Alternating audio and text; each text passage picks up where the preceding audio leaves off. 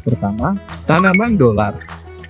Tanaman dolar termasuk salah satu jenis tanaman hias yang seringkali ditempatkan di sudut ruangan.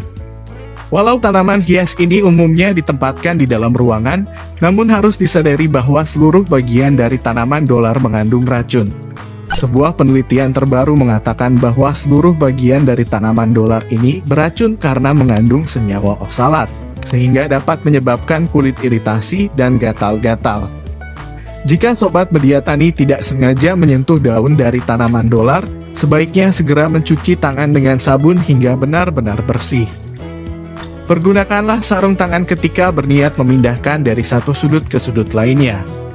Kedua, tanaman kuping gajah. Kuping gajah sebagai tanaman hias termasuk ke dalam keluarga talas dan keladi yang menyimpan racun. Walau bentuk dan warnanya sangat indah sebagai tanaman hias, namun daun kuping gajah dapat menyebabkan dinding saluran pernapasan membengkak bahkan menutup jalan masuk dan keluarnya udara. Hindari juga anak-anak dari tanaman hias ini.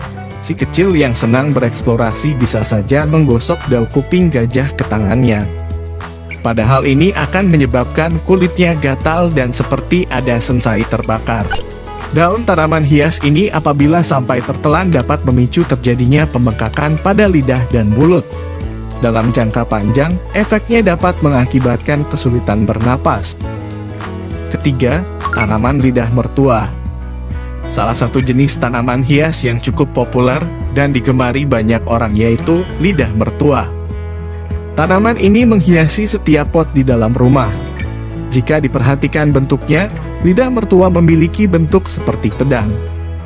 Walau terlihat indah, perlu disadari bahwa tanaman hias ini beracun, meskipun kadar racunnya tidak terlalu tinggi. Efek samping yang bisa ditimbulkan dari tanaman ini bisa memicu muntah-muntah dan diare. Dan keempat, tanaman seri rejeki. Sebagai tanaman hias di pembacia seringkali disebut dengan daun bahagia atau seri rejeki.